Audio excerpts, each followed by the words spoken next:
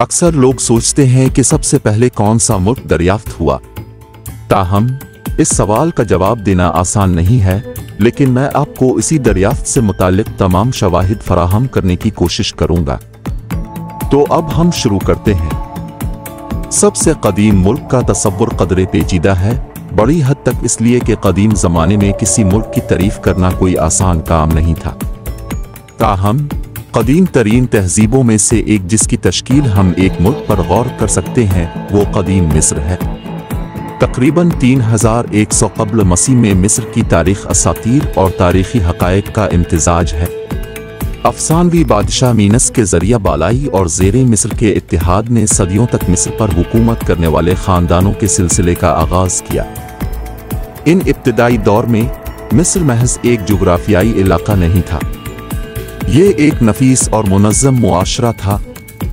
फ़िरौन मिस्र के हुक्मरानों को ज़मीन पर देवता के तौर पर देखा जाता था, जो मुल्क के मजहब और हुकूमत दोनों के लिए मरकज़ी हैसियत रखते थे।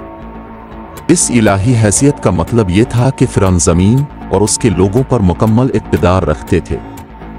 उन्होंने अजीम अहराम और स्फिंक्स की तरह यादगार फ़न तामीर की हिदायत की, जो अब भी उनकी पायदार मीरास की अलामत के तौर पर खड़े हैं। इस ज़माने में मिस्री मुआशरा भी मुख्तलिफ शुबों में नुमाया पेशरफ्त का निशान था। मिस्र के लोगों ने एक तहरीरी निज़ाम तैयार किया, हीरोग्लिफिक्स, जो मजहबी मतन, सरकारी रिकॉर्ड रखने और अदब के लिए इस्तेमाल होता था। रियाजी और इंजीनियरिंग के बारे में उनका इल्म इंतहाई तरक्की याफ्ता था, जैसा कि अहराम की ऐन तामीर से ज़ाहिर होता है। इसके अलावा उन्होंने तिब और फल्कियात में अहम शिराकत की। मुल्क का जोग्राफिया, जिस पर दरियाए नील का गलबा है, ने इसकी तरक्की में अहम किरदार अदा किया। नील के सालाना सैलाब ने ज़रखेज़ मिट्टी को किनारों तक पहुंचाया, जिससे खुशहाल ज़राअत की इजाज़त दी गई। इस ज़री कसरत ने आबादी को सहारा दिया और शहरों की तरक्की और मिस्र के अंदर और पड़ोसी ख़तों के साथ तिजारती नेटवर्क्स की तरक्की का बाइस बनी। मिस्र को कदीम तरीन मुल्क करार देने का एक और सबूत अल्लाह के रसूलों से मुतालिक है। इन कासिदों की ज़्यादातर कहानियाँ मिस्र से मुतालिक हैं, जिन्होंने इस बात की तौसीक की कि ये दरियाफ्त होने वाला कदीम तरीन मुल्क है। सदियों के दौरान मिस्र ने इक़्तिदार और हुक्मरानी में बहुत सी तब्दीलियाँ देखी हैं। इसे फारसियों, यूनानियों और रोमियों समेत मुख्तलिफ सल्तनतों ने फतह किया। इन फतूहात में से हर एक नए सकाफती असरात और सियासी तब्दीलियां लेकर आया। इन तब्दीलियों के बावजूद कदीम मिस्र की तहजीब की मीरास अपने मुनफरिद फ़िन तामीर और सकाफत के साथ दुनिया को मुतासिर करती रही।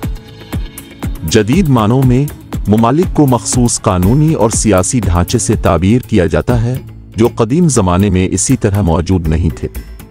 लिहाजा अगरचे कदीम मिस्र इस तरह से मुल्क नहीं है जिस तरह हम उसे आज समझते हैं, लेकिन ये एक मरकज़ी हुकूमत और मुश्तरका सकाफत के साथ एक मुत्तहिद रियासत की इब्तिदाई और सबसे ज़्यादा बाअसर मिसालों में से एक के तौर पर खड़ा है, जिसने इसे मिस्र के उन्वान का दावेदार बनाया।